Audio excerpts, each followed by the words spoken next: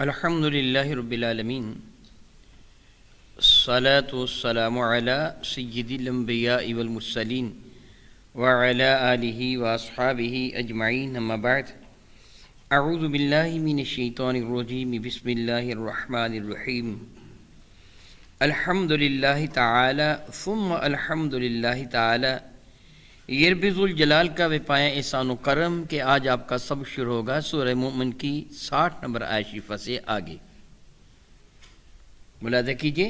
اعوذ باللہ من الشیطان الرجیم بسم اللہ الرحمن الرحیم اللہ الذی جعل لکم اللیل لتسکنوا فیہ والنہار مبصرا ان اللہ لذو فضل علی الناس ولکن اکثر الناس لا یشکرون۔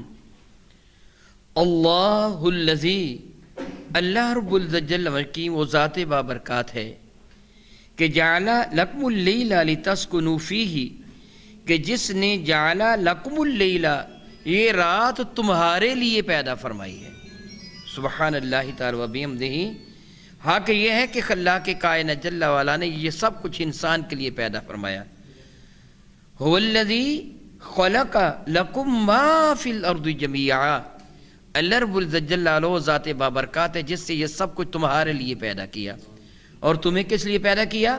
وما خلقت الجن والانس الا لیعبدون، جن اور انسانوں کو رب کائنات نے اپنی عبادت کے لیے پیدا کیا ہے۔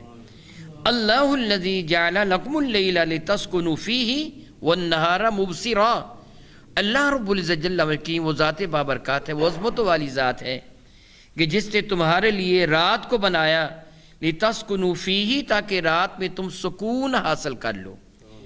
تمہیں رب کائنات جل وعلا کی رحمتوں سے وافر مقدار میں حصہ رات کے وقت میں ملتا ہے، سکون ہوتا ہے۔ اس کے لیے بھی سکون ہوتا ہے جو رات سونا چاہتا ہے، اور اس کے لیے بھی سکون ہوتا ہے جو شب بیداری کرنا چاہتا ہے، جو اپنے رب کی عبادت کرنا چاہتا ہے، وہ بھی پرسکون طریقے سے اپنے رب کی عبادت کرتا ہے۔ میرے اور آپ کے کریم آقا رسول مصطفیٰ رحمت عالم صلی اللہ علیہ وسلم ساری رات اپنے رب کی عبادت میں بسر فرما دیا کرتے تھے۔ اور رب کائنات جل وعلا کے محبوب مکرم شفیع معظم رحمت عالم صلی اللہ علیہ وسلم نے اپنی امت پر کرم فرمایا، اپنے رب سے بہت کچھ لے کے دیا۔ خالق کائنات میرے کریم آقا رسول عربی شفیع معظم رحمت عالم کی صفات عالیہ کا تذکرہ کرتا ہوئے ارشاد فرماتا ہے، حریص علیکم بالمؤمنین رؤوف الرحیم، یہ تمہارے لیے بڑے ہی حریص ہیں، بہت چاہنے والے ہیں، مجھ سے بہت کچھ مانگتے ہیں تمہارے لیے۔ وبالمؤمنین رؤوف الرحیم، اور ایمان والوں کے لیے تو سراپا کرم ہے، رؤوف الرحیم ہے۔ میرے نبی نے اپنی امت کے لیے آسانی فرمائی، جو شخص نماز عشاء باجماعت ادا کر کے اللہ کا ذکر کرتے کرتے سو جائے، صبح نماز فجر باجماعت ادا کر لے، اللہ تعالیٰ اس کی نیند کو بھی عبادت میں درج فرما لیتا ہے۔ کتنا کرم کیا میرے نبی نے اپنی امت پر۔ ارشاد گرامی قدر فرمایا، جو رات سونے سے قبل 3 مرتبہ پڑھ لے اعوذ باللہ السمیع العلیم من الشیطان الرجیم، 3 مرتبہ یہ پڑھ لے، پھر بسم اللہ الرحمن الرحیم کہہ کے یہ پڑھ کے سورہ حشر کی آخری 3 آیات مبارکہ کی تلاوت کر لے، میرے کریم فرماتے ہیں رب ذوالجلال 70,000 فرشتوں کی ڈیوٹی لگا دیتا ہے جو ساری رات اس کے لیے دعائے رحمت کرتے رہتے ہیں، اور اس کو صبح تک یہ اجر میسر آتا رہتا ہے۔ اور میرے کریم نے ارشاد فرمایا صلی اللہ تعالیٰ علیہ، اگر اس رات وہ مر جائے گا تو رب ذوالجلال اس سے مرتبہ شہادت عطا فرما دے گا، اور یہی اجر اس سے ملے گا جو صبح پڑھ لیتا ہے، شام تک کے لیے یہی اجر اس کو ملتا ہے۔ کتنی آسانی پیدا کر دی ہمارے لیے، خود جاگ کر رب کائنات کی بات فرماتے، حتیٰ کہ رب ذوالجلال نے فرمایا یا ایھا المزمل قم اللیل الا قلیلا، اے چادر اوڑھ کر میرے عبادت کے لیے کھڑے ہونے والے کھڑے ہو جایا کیجئے، لیکن تھوڑی دیر، نصفہ او انقص منہ قلیلا او زد علیہ، آدھی رات یا آدھی رات سے کچھ کم و بیش، ورتل قرآن ترتیلا، اور قرآن کریم کو ٹھہر کر پرسکون طریقے سے تلاوت فرمائیے۔ تو رات سکون والی ہے، سب کے لیے سکون والی ہے۔ جو رات سونا چاہتا ہے اس کے لیے بھی سکون ہے، جو اپنے رب کی عبادت کرنا چاہتا ہے اس کے لیے بھی سکون۔ وَالنَّهَارَ مُبْصِرًا، اور دن کو بنایا دیکھنے والا۔ یہ مجازی طور پر دن کو دیکھنے والا، یعنی دن وہ روشن و تاباں کہ جس میں تمہیں نظر آتا ہے، تم اس کی روشنی اور اس کی تابانیوں میں، سورج کی تابانیوں میں، دن کی روشنی میں، گویا سورج کی روشنی میں تم ماحول کو اچھی طرح دیکھ سکتے ہو، ہر چیز تمہارے لیے عیاں ہو جاتی ہے۔ دیکھو ذرا غور کرو اللہ کتنا کریم ہے۔ فرماتا ہے ان اللہ لذو فضل علی الناس، اللہ تو اپنے بندوں پر بہت ہی فضل فرمانے والا ہے۔ سبحان اللہ تعالی، محض فضل نہیں، لذو دون و دون، بہت زیادہ فضل فرمانے والا ہے، علی الناس، سارے انسانوں پر۔ یہ اس کی شان کریمی ہے کہ رات کے سکون سے جہاں ایمان والا فائدہ اٹھاتا ہے وہاں کافر بھی فائدہ اٹھاتا ہے، اس کو بھی تازگی میسر آ جاتی ہے۔ رات سو کر اٹھنے والا تازہ دم ہو کے اٹھتا ہے، اس کو رب کائنات جل وعلا پھر سے وہ توانائی عطا فرما دیتا ہے، اس کی ٹوٹ پھوٹ کی مرمت ہو چکی ہوتی ہے۔ یہ کافر کو بھی رب کائنات جل وعلا اس نعمت سے نواز رہا ہے۔ دن کے روشنی میں فائدہ اسے بھی عطا ہوتا ہے، اس لیے فرمایا للناس نا ذو فضل علی الناس، سارے انسانوں پر وہ فضل فرماتا ہے بغیر تمیز کہ وہ ایمان والا ہے یا بے ایمان ہے۔ کتنا کریم ہے میرا اللہ، کتنا کریم ہے، کتنا کریم ہے، اس کی عزت کی قسم کائنات میں کوئی اس سے بڑھ کر کریم نہیں ہے۔ کافر اس کی شان میں گستاخی کرتا ہے، گالیاں بکتا ہے، نافرمانی کرتا ہے، علل اعلان اس کی نافرمانی کرتا ہے، مگر پھر بھی وہ کتنا کریم ہے کہ اس کو نوازے چلا جا رہا ہے۔ فرماتا ہے وَلَٰكِنَّ أَكْثَرَ النَّاسِ لَا يَشْكُرُونَ، لیکن اکثر لوگ ایسے ہیں کہ جو شکر ادا نہیں کرتے۔ ایمان والو تم تو شکر ادا کرو نا، تم تو مانتے ہو اپنے رب کو، کافر تو مانتا ہی نہیں ہے، تم تو مانتے ہو، پھر تمہیں چاہیے کہ تم شکر ادا کرو، اور شکر ادا کرنے کا ایک بہترین طریقہ رزق حلال کھانا، سچ بولنا، اور پھر نماز کا ادا کرنا ہے۔ یہ میں نے رزق حلال کھانا، سچ بولنا ہے اس لیے کہا کہ نماز کی قبولیت کے لیے بھی رزق حلال شرط ہے۔ سچ بولنے والے پہ رحمت نازل ہوتی ہے، جھوٹ بولنے والے پر لعنت نازل ہوتی ہے۔ اس لیے میں نے کہا کہ حلال کھانا، سچ بولنا اور نماز ادا کرنا اصل نماز ہے۔ یہ دوسری چیز اس کے لوازمات میں سے ہے کہ وہ حلال کھائے گا تو نماز قبول ہوگی نا، جس طرح طہارت شرط ہے نا نماز کے لیے، کہ انسان کا، نمازی کا بدن، اس کا لباس اور وہ جگہ جس جگہ سے نماز ادا کرنی ہے وہ پاک ہونا چاہیے۔ حد سے اصغر اور حد سے اکبر سے دونوں اعتبار سے نمازی پاک ہونا چاہیے۔ تو نمازی کا پیٹ بھی حلال سے بھرا ہوا ہونا چاہیے، حرام سے نہیں۔ ربی کریم فرماتے ہیں اکثر لوگ شکر ادا نہیں کرتے۔ ایمان والو تم شکر ادا کرو، یہ نماز پڑھا کرو۔ ذالکم اللہ ربکم، ذالکم اللہ، یہ ہے تمہارا اللہ جل مجد الکریم، عزت والا، عظمت والا، شرف و کرامت والا، قادر مطلق۔ ربکم، جو تمہارا رب ہے، جو تمہاری ربوبیت فرما رہا ہے۔ سبحان اللہ تعالی و بحمدہ، بتدریج تم کو اوج کمال کی طرف لے کے جانے والا ہے، تمہاری ربوبیت فرمانے والا ہے، تمہاری حفاظت فرما رہا ہے۔ میں باتیں کر رہا ہوں، میرا رب اس وقت میری ربوبیت فرما رہا ہے، میری زبان کی ربوبیت فرما رہا ہے کہ میں باتیں کر رہا ہوں، اس کی تربیت فرما رہا ہے۔ حلق سے نکلنے والی ایک ہی آواز کو زبان روک لیتی ہے، روک کر کبھی اوپر لگتی ہے میرے منہ کے، کبھی نیچے، کبھی دائیں کبھی بائیں، میرا جبڑا کبھی نیچے ہوتا ہے کبھی اوپر ہوتا ہے، میرے ہونٹ کبھی بند ہوتے ہیں کبھی کھلتے ہیں، میری زبان کبھی سکڑتی ہے کبھی پھیلتی ہے، کبھی آگے کو بڑھتی ہے کبھی پیچھے کو ہٹتی ہے۔ حلق سے نکلنے والی ایک ہی آواز کو الفاظ کے موتیوں میں پرو پرو کر بکھیرتی چلی جا رہی ہے۔ میرا رب میری ربوبیت فرما رہا ہے، میں اپنی آنکھوں سے دیکھ رہا ہوں، آپ کی زیارت کر رہا ہوں، آپ بھی، میں بھی قرآن کریم کی زیارت کر رہا ہوں اور آپ بھی کر رہے ہیں، میں بھی سن رہا ہوں اپنی باتوں کو اور آپ کے سبحان اللہ کہنے کو، آپ بھی سن رہے ہیں میری گفتگو کو۔ میرا رب ہمارے کانوں کی بھی تربیت فرما رہا ہے، ہر لمحہ میں محتاج ہوں اپنے رب کی ربوبیت کا۔ ذالکم اللہ، یہ ہے اللہ تعالیٰ جل وعلا تمہارا، ربکم جو تمہارا رب ہے، جو تمہاری تربیت فرما رہا ہے، جو ہر لحظہ ہر لمحہ تم پر اپنی عنایات کی بے پایاں بارش فرما رہا ہے۔ خالق کل شیء، جو تخلیق فرمانے والا ہے ہر شے کا۔ دو ہی تو ہیں کائنات میں، ایک خالق اور دوسرا مخلوق، تیسرا تو کوئی بھی نہیں ہے۔ اللہ خالق ہے، اللہ کے سوا سب کچھ مخلوق۔ اللہ رب العزت جل وعلا قادر مطلق، اللہ کے سوا باقی سارے کے سارے اللہ تعالی جل وعلا کے محتاج۔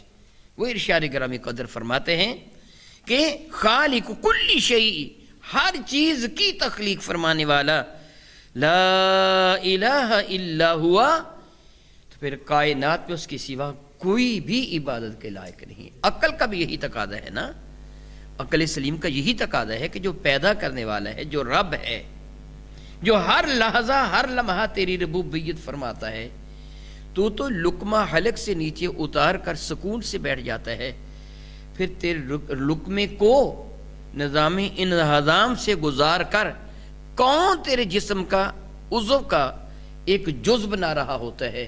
لا ریب تجھے ماننا ہوگا، کوئی ہستی ایسی ہے جو روٹی کے ٹکڑے کو خون، گوشت پوش اور چربی اور دیگر اشیاء میں تبدیل کرتی، کوئی ہستی تو ہے نا، کوئی ذات تو ہے نا، کہ جو تیرے ناک سے لی جانے والی سانس کو تیرے پھیپھڑوں میں پہنچا کر تیرے جسم کا جز بنا رہی ہوتی ہے۔ کوئی ذات تو ہے نا، وہ ہر لمحہ تو اس کی ربوبیت کا محتاج ہے۔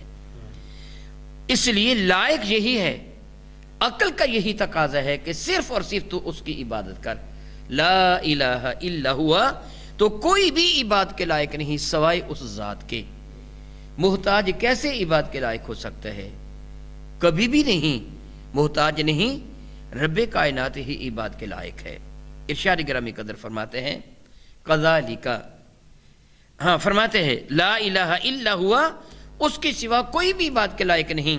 فَأَنَّا تُؤْفَكُونَ، تو تم کہاں بھٹک رہے ہو، کدھر روگردان ہو رہے ہو، کدھر جا رہے ہو؟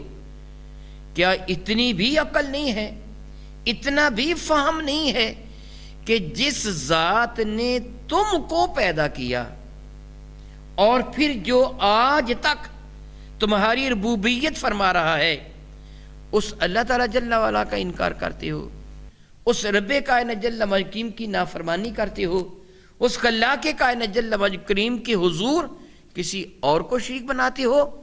کتنے جاہل ہو، کہاں بھٹک رہے ہو تم؟ فرماتے ہیں کذالک یؤفک الذین کانوا بآیات اللہ یجحدون، اسی طرح اللہ یعوذ باللہ تعالی ثم الیاذ باللہ تعالی ثم الیاذ باللہ تعالی، رب کائنات جل وعلا کی کتنی ناراضگی ہے۔ کذالک یؤفک الذین، اسی طرح راہ حق سے منہ پھیر دیا جاتا ہے ان لوگوں کا جو کانوا بآیات اللہ یجحدون، جو اپنے رب کی آیتوں کا انکار کرتے ہیں۔ رب کائنات ان کو صراط مستقیم سے پھیر دیتا ہے۔ استغفر اللہ ربی استغفر اللہ ربی ومن یضللہ فلا ہادی لہ، جس کو وہ گمراہی میں چھوڑ دے پھر کوئی اس کو ہدایت دے نہیں سکتا، ممکن نہیں ہے کہ کوئی اس کو ہدایت دے۔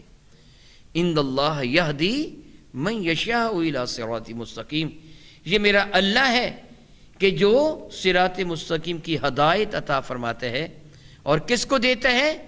جس کو وہ چاہتا ہے، من یشاء، جس سے وہ چاہتا ہے اسے ہدایت کی دولت عطا فرماتا ہے۔ اللہ الذی، اللہ رب العزت جل وعلا ذات بابرکات ہے کہ جعل لکم الارض قرارا، جس نے زمین کو تمہارے لیے باعث قرار بنا دیا۔ زمین پر تم ٹھہرتے ہو، اپنے مکانات بناتے ہو، آتے جاتے ہو، سب کچھ ہوتا ہے، یہ زمین تمہارے لیے باعث قرار بنا دی۔ الحمدللہ تعالی ثم الحمدللہ تعالی، اتنی نرم اور بنا دیا تمہارے لیے اس کو کہ تم اس میں ہل چلا لیتے ہو، بیج بو لیتے ہو، اور اتنی قوت والی سخت طاقتور بنا دیا کہ فلک بوس عمارتیں بھی اسی کی سینے پہ کھڑی کر لیتی ہو، تمہارے لیے باعث قرار بنا دیا۔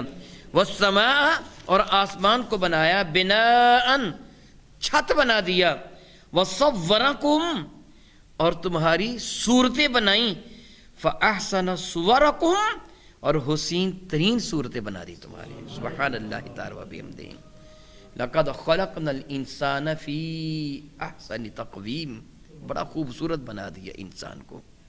چشم تصور میں منظر لائیں، اگر یہ ناک یہاں کے بجائے پیشانی پر ہوتی تو کیا ہم خوبصورت ہوتے؟ اگر پیشانی پر ایک آنکھ بنا دی جاتی ہے ناکوں کی بجائے، یا ان کے ساتھ ساتھ تیسری آنکھ بھی بنا دی جاتی تو کیا ہم حسین نظر آتے؟ اگر ہمارے کان گدھے جیسے بنا دیے جاتے ہم حسین نظر آتے؟ اگر بکری جیسے بنا دیے جاتے لٹکنے والے تو کیا ہم خوبصورت نظر آتے؟ اس رب نے جو بنایا، جہاں بنایا، جیسے بنایا، بے مثال بنا دیا، بے مثال بنا دیا، وہ بے مثال بناتا ہے۔ ارشاد گرامی قدر فرمایا رب ذوالجلال نے کہ اس نے تمہاری صورتوں کو بنایا اور خوبصورت بنا دیا، حسین ترین صورتیں بنا دیں۔ وَرَزَقَكُم مِّنَ الطَّيِّبَاتِ، اور تم کو رزق عطا فرمایا پاکیزہ چیزوں سے۔ سبحان اللہ، سبحان اللہ، سبحان اللہ۔ تو بھی پیدا نہیں ہوا تھا کہ تیری ماں کے سینے میں ایک پاکیزہ رزق تیرے رب نے تیرے لیے بھیج دیا تھا۔ حضرت آدم کو زمین پر بعد میں بھیجا، یہ رنگ برنگ کے پھلوں کی دسترخوان پہلے سجا دیے تھے، پھل پہلے پیدا فرما دیے، یہ چیزیں پہلے پیدا فرما دی، آدم علیہ السلام کو بعد میں بھیجا۔